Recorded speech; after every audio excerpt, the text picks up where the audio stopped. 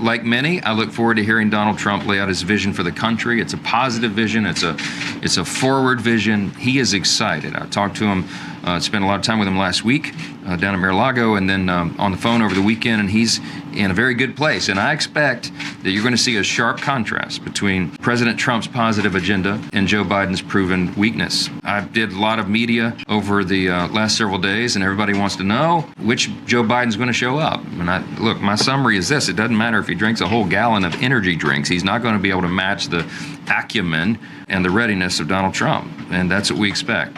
Even if it's a 3-on-1 situation. I mean, obviously the CNN moderators have shown an open disdain for President Trump. Everybody's seen the tapes rolling of all their comments, so we know it's not a fair fight. But Biden's still going to have to address America's concerns about his policies of high inflation and open borders and appeasement of our adversaries. Those are things that are on the hearts and minds of every American. And I know he's spending all week to prepare for it, but I guess that's how much time it takes to figure out how to defend that disastrous record. Good luck with that.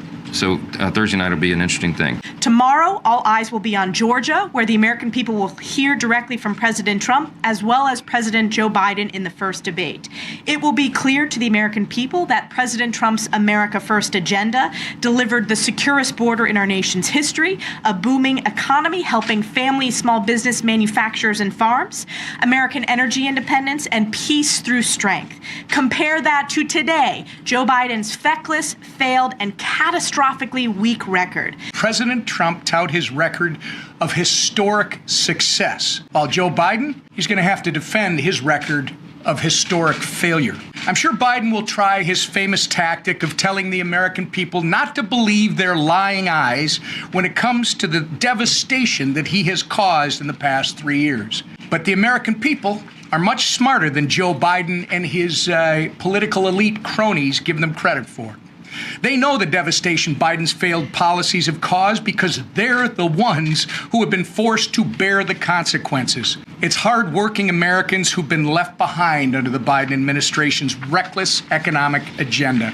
It's families who've been forced to grapple with record-breaking inflation and a border crisis that Mark was just talking about that is killing so many innocent Americans. And we've all watched our freedoms be put in jeopardy by an administration that cares more about appeasing the radical members of their base than acting in the best interest of all Americans.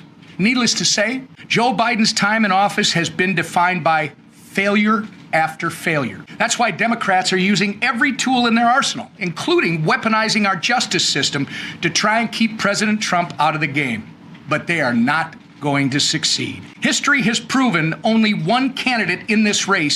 that there is only one candidate in this race who can get our country back on track, and that candidate is Donald Trump. From rebuilding the economy to securing our borders to restoring American leadership overseas, President Trump is a proven winner. And it's an honor to support him as we work to take back the White House and turn my home state of Minnesota red for the first time in 50 years. The time for Joe Biden's failed policies is over. The time for President Trump's proven leadership is right now. And that's a contrast President Trump will make crystal clear when he wipes Joe Biden off the debate stage tomorrow night.